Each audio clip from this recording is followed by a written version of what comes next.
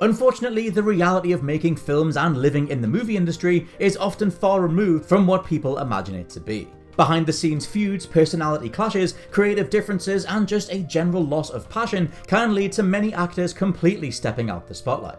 With the frantic lifestyle that goes alongside the art to the realization a career has hit a dead end, many actors' experiences can find them living more of a nightmare than a dream. I'm Scott from WhatCulture.com, and these are 10 movies that made actors quit forever.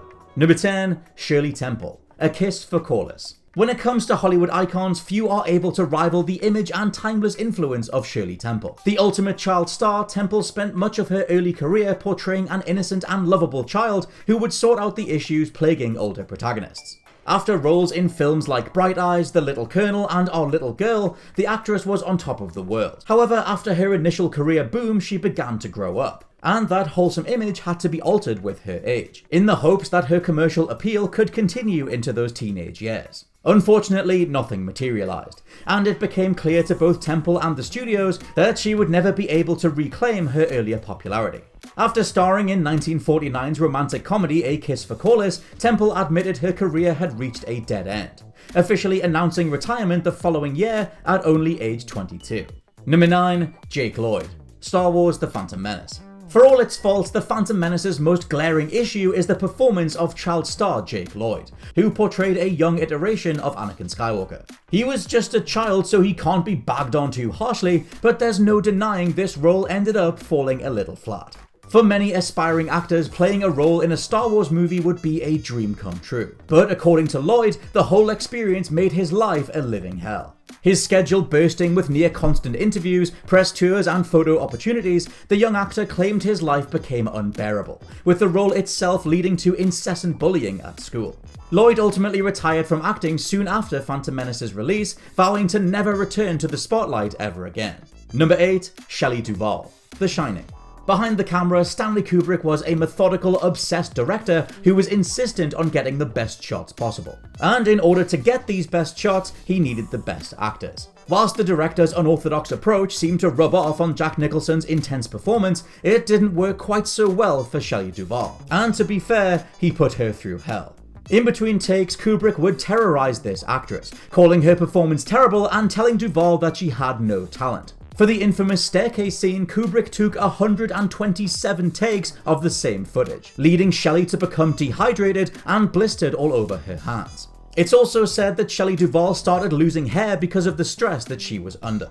In the end, the film was a success, but Duvall would tell film critic Roger Ebert that the whole experience was unbearable. Duvall released a handful of movies between The Shining and her official retirement in 2002, but because of her experiences making this movie, she became less and less interested in pursuing an acting career.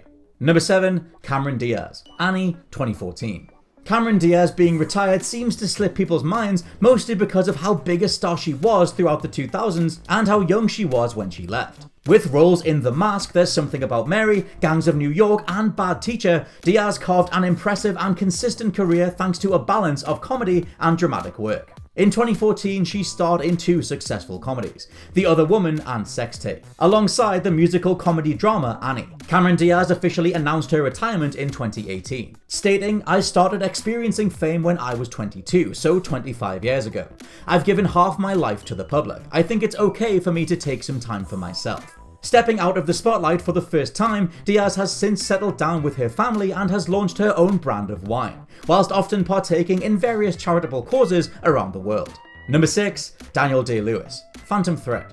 Daniel Day-Lewis is without question one of cinema's most versatile and critically applauded actors. Known for his intense method acting techniques and seamless ability to disappear into every one of his characters, he still has a relatively small filmography given such an impeccable reputation. From movies such as My Left Foot, Gangs of New York, and There Will Be Blood, Day-Lewis's talent is close to immeasurable, and his passion throughout his career seemed endless.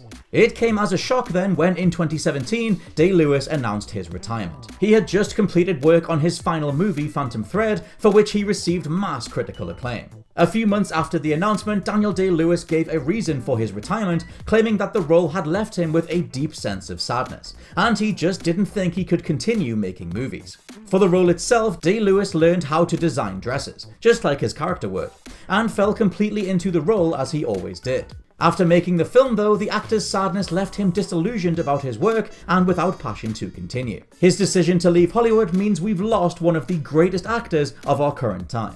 Number 5. Mara Wilson, Matilda.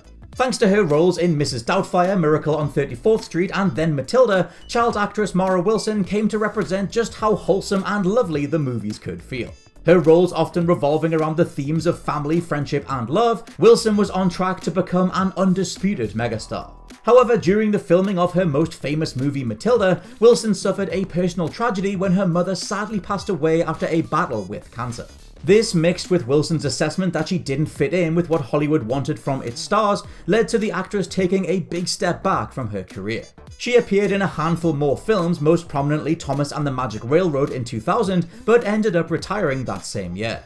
Wilson later admitted that she never really enjoyed making movies, and that, and I quote, "film acting is not very fun." She would return to acting briefly in 2016 for an episode of sitcom Broad City and had a voice role in both BoJack Horseman and Big Hero 6, the series. Aside from these brief forays back into acting though, Wilson mostly focuses on her writing and has released a memoir about what it's like to be a child star in Hollywood. Number 4. Gene Hackman, Welcome to Mooseport. After appearing in classics such as Bonnie and Clyde, The French Connection, The Conversation, and Reds, Hackman's final role came in 2004's comedy Welcome to Mooseport. This film received overwhelming negative reviews and ended up being a lackluster end to an otherwise staggering career. According to reports, Gene Hackman began to get unhappy with his career after starring in The Royal Tenenbaums, a film that he apparently never wanted to be a part of, and that the failure of Mooseport confirmed for the actor that his career was done. Although he didn't announce his retirement right away, Hackman stepped back from the public eye and began a new career as a writer. During promotion for his third novel in 2008, he officially declared his retirement and admitted that his career had come to a natural end. Number 3. Heather Donahue, The Blair Witch Project. The marketing campaign for Blair Witch was brutal and methodical, with the studio asking Donahue and other actors not to appear in any other movies or TV shows for a whole year after the film's release. For 12 whole months, Donahue's IMDb page had her listed as missing and presumed dead, with her mother even receiving cards from various people who believed that her daughter had died. The campaign paid off since the movie was a massive hit and helped usher in a whole new wave of horror filmmaking, but it was a tall personal price to pay. Thanks to such a deceptive marketing campaign, Heather Donahue would struggle to find work, turning in a string of tiny budget films until she retired after 2008's direct-to-DVD horror, The Morgue. Number 2. Greta Garbo, Two-Faced Woman. Greta Garbo was a top box office star for the majority of her career, and by 1940 it looked as though her reach would only get bigger. In 1941 she starred in the rom-com Two-Faced Woman, though it ended up being her last ever role. The film was universally panned but performed well at the box office thanks to Garbo's star power. The actress was distraught by the movie's critical failure, though she didn't want to retire back when it was released. Instead, she was eager to get back to work, only for World War II to interrupt her progress, forcing her to drop out of Hollywood altogether. Before her death in 1990, Greta admitted that she retired because she was done with the movies and she didn't like her work. A tragic and anticlimactic end to an otherwise startling career. Fans can only imagine where she would have ended up had she kept her career alive. And number 1, Sean Connery, The League of Extraordinary Gentlemen. Sir Sean Connery's relationship with fantasy action The League of Extraordinary Gentlemen has become the stuff of legend in recent years. During production, the Oscar winner said that the whole film was off the rails, and that director Stephen Norrington needed to be locked up for insanity. Before League made its way to theatres, Connery had suffered several box office flops, including First Night from 1995 and the original Avengers, though it has nothing to do with superheroes. The eventual critical and commercial failure of League of Extraordinary Gentlemen acted like the final nail in the coffin of Connery's career. Sean Connery reportedly tried to save the film during the editing process, only to realise that it wasn't possible and he was only causing himself undue stress. After the movie came out, Sean Connery announced his retirement. There were a handful of rumours that he would return for Indiana Jones 4, but they were put to bed when Connery stated that retirement is just too much damn fun. And those are various movies that put actors out of business for good. Do you know any other ones? Let us know down in the comments below. For now, I've been Scott from WhatCulture.com, and I'll catch you soon.